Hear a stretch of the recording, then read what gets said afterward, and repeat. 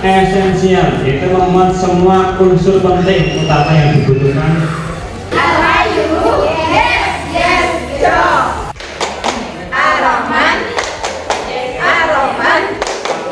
Pengasih selalu di hati. Oke.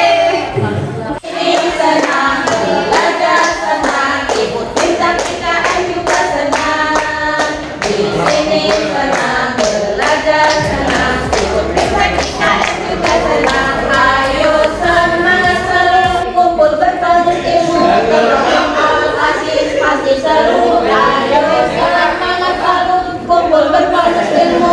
Kelompok Al-Aziz pasti seru. Yes, yes. Guru PAI selalu di hati. Oke.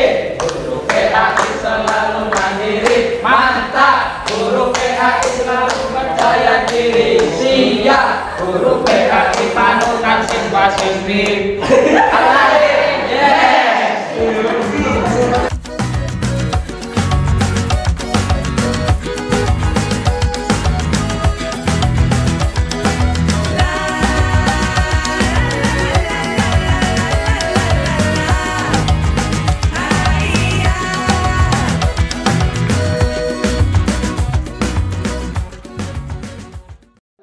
Perbedaan kemampuan siswa baik dalam pemahaman dan intelektual, yaitu kita bisa lihat adanya karakteristik keunikan siswa atau kemampuan bakat siswa yang dimiliki oleh siswa-siswa kita yang beragam itu.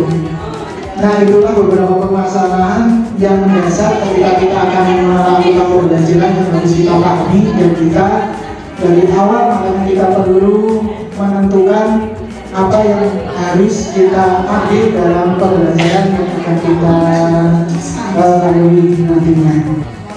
Asesmen awal, ya kan, dalam pendidikan nanti ada asesmen awal. Dalam asesmen awal ini adalah sebagai dasar kita memetakan bagaimana kemampuan siswa awal itu, dan itu sebagai acuan kita untuk menentukan model pembelajaran yang akan kita terapkan dalam pembelajaran nanti sesuai dengan materi dan bisa disampaikan kepada siswa sesuai dengan kemampuan dasar yang dimiliki oleh siswa sebelumnya. Jadi kita bisa membedakan, oh siswa ini sudah sampai dalam tingkat ini, siswa ini sampai dalam tingkat ini. Jadi adanya perbedaan itu kita bisa menyesuaikan supaya tidak ada tumpang tindih antara yang sudah tingkatnya lebih tinggi dengan tingkat yang awal. Jadi supaya bisa semuanya itu tercover, itu disesuaikan dengan bagaimana kita merancang model pembelajaran nantinya supaya bisa mengcover semuanya. Jadi materi yang akan kita sampaikan itu bisa diterima oleh siswa dari awal tersebut. Masalah bagi kami yang mana kurang bisa mengikuti kemajuan teknologi atau IT, utamanya terkait dengan masalah pendidikan. Yang kedua, cara penyampaian ke peserta didik bila harus diselaraskan dengan media yang berbasis IT. Yang ketiga, yang ketiga yaitu mapel agama dipandang tidak lebih penting dari mapel lain. Dan yang keempat, ini permasalahan dari siswa yang mana karakter peserta didik saat ini tidak seperti yang diharapkan. Maksudnya karakter yang baik yang diharapkan, tapi malah sebaliknya. Tidak semuanya nih. Kemudian penyebabnya, penyebab yang pertama tidak bisa fokus mengikuti, tidak fokus bisa mengikuti perkembangan IT karena tugas kita teramat banyak. Harus menyelesaikan tugas-tugas yang lain di luar belajar kita sendiri untuk mengikuti kemajuan IT.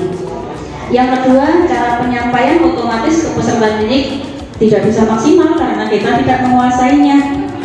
Kemudian penyebab yang ketiga, bahwa sebagian beranggapan mapel agama tidak ada ujian nasional, jadi di-emplenke lapor, mereka tidak akan percaya. Sehingga memang ada komunikasi antara sekolah dengan wali itu sangat penting. Ya, demikian masalah dari kelompok Al-Aziz yang sudah disampaikan. Mungkin ada yang menambahkan dari kelompok lain, silakan. Masalah yang dihadapi adalah perilaku siswa. Jadi mungkin dari Bapak juga sudah disinggung. Yang kedua, standar kurikulum terlalu tinggi bagi beberapa kelas. Untuk penyebabnya, perilaku siswa ini berhubungan erat dengan pengaruh lingkungan, bahkan permasalahan satu, setelah adanya pandemi COVID, anak belajar menggunakan HP sehingga dalam pembelajaran itu kurang fokus dan kurang memperhatikan. Penyebabnya anak belajar menggunakan HP kemudian saat pandemi COVID. Solusinya dulu melakukan home visit atau kunjungan yang mengajak. Saya kasih HP, ini di scan Sinau nih, mau belajar. Jadi ada buku itu, kalau disuruh mengerjakan di buku itu males. Tapi begitu soalnya di scan pakai HP, dia mau belajar. Nah itu mungkin sarana agar anak belajar pakai HP, tapi harus perlu pengawasan. Sama. Terus siswa banyak, mungkin kalau di SD saya sendiri itu sudah bisa membaca huruf hijaiyah, tetapi kebanyakan itu masih diseret. Maksudnya itu panjang pendeknya itu banyak yang belum pas. Nah, ketika mau dibenarkan, tapi karena mereka mungkin dari guru ngajinya di desanya seperti itu, ketika dibenarkan di sekolah yang hanya beberapa jam itu cukup susah.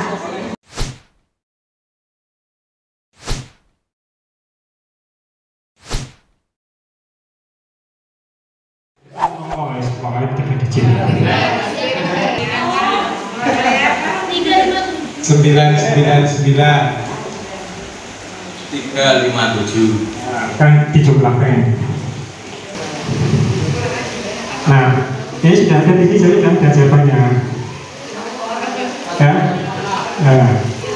Berapa jumlahnya? Nah sulap saya berhasil jika jawaban saya benar. Kalau jawaban saya salah berarti sulap saya gagal. Nah ya, dijawab ya. Apakah jawaban saya benar? Benar. Jawabannya benar. Benar. Apakah jawaban saya benar? Benar. Benar. Tapi surat saya Benar. Benar. Kemudian melibatkan berbagai pemangku kepentingan. Selama ini harusnya ya, yang kurikulum itu apa? Sekolah, sekolah itu, bapak ibu guru, wali murid, komite, dan juga mungkin tokoh masyarakat, toga, toman, sebenarnya tokoh agama itu perlu dilibatkan. Oh, ada indikatornya. Lanjut. Nah, ini alur dari sebuah asesmen.